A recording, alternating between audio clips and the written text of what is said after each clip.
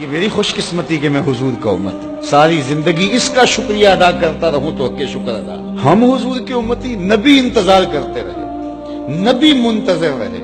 حضرت عیسیٰ نے تو نام بھی بتا دیا نا، لوگوں میں جا رہا ہوں چلو نام بھی بتا دیتا ہوں، میرے بعد جو آنے والا اس کا نام احمد ہوگا۔ نبی انتظار کرتے رہے، 12 نبیوں نے انتظار کیا حضور کی امت میں ہونے کے لیے، تمنا کی۔ نستورہ راہب انتظار کرتا رہا، بحیرہ راہب انتظار کرتا رہا، زندگیاں گزار دی انہوں نے۔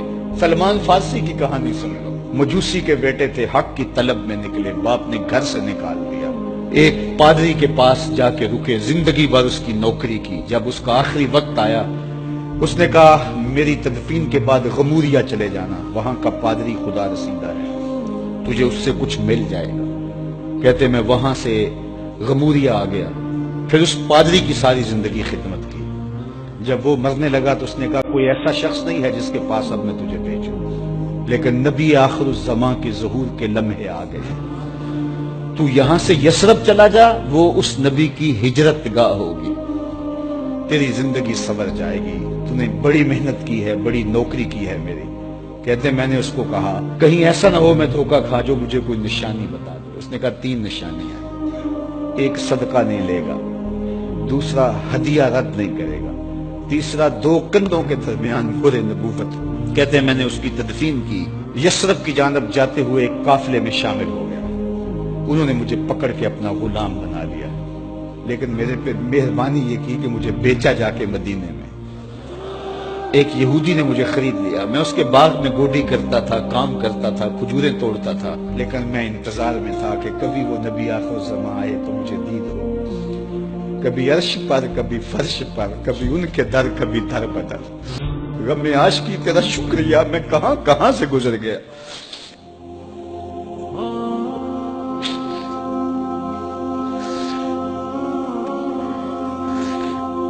کہتے ہیں ایک دن میں اپنے باغ میں کھجوریں توڑ رہا تھا کہ ہواؤں میں مستی پیدا ہو گئی اور ہر سمت سے طلع البدر علینا کی صدائیں گونجنے لگی۔ میں سمجھ گیا کہ وہ لمحے آ گئے، میں نے چھلانگ لگا دی اور دوڑ پڑا۔ میرے آقا نے سمجھا شاید غلام بھاگ گیا، اس نے دوڑ کے مجھے پکڑ لیا۔ میں نے اس کو کہا کہ میں نوکر تیرا ہی ہوں، لیکن دل نوکر کسی اور کا ہے، میں بھاگوں گا نہیں، مجھے جانے دے۔ میں کچھ کھجوریں لے گیا تھا صدقے کی نیت سے، جا کے حضور کو پیش کی۔ آقا کریم نے فرمایا ہم نبی صدقہ نہیں لیتے۔ کہتے ہیں نشانی ایک پوری ہوگی، کہتے ہیں کہ میں کچھ دنوں کے بعد اور کھجوریں لے گیا اور میری نیت ہدیہ کی تھی، میں نے پیش کی، حضور نے قبول فرمایا، لیکن میں بھی کہتا تھا تیسری نشانی بھی پوری ہو لے تو پھر مانوں گا، اور وہ کیا تھی؟ 2 کندھوں کے درمیان مہر نبوت۔ کہتے ہیں ایک دن حضور میرے باغ میں آئے اور آقا کریم نے اپنے مبارک کندھے پہ چادر رکھی ہوئی تھی اور چادر کی اوٹ میں مہر نبوت چھپی ہوئی تھی، اور میں پیچھے ہو کے دیکھتا تھا، اور میری آرزو یہ تھی کہ کوئی تیز جھونکا ہوا کا آئے اور چادر ہٹ جائے اور میں مہر نبوت کی زیارت کر لوں۔ حضور میرے ارادہ قلب سے آگاہ ہوئے، فَأَلْقَى إِلَيَّ رِدَاءَهُ، حضور نے چادر اتار کے میری جانب پھینکی اور پھر ایسے رخ کر کے فرمایا انظر الی ما امرت بہ، اس پادری نے جو بتایا تھا دیکھ لے آ کے۔ تو کہا میں نے دیکھا کہ حضور کے کندھوں کے درمیان۔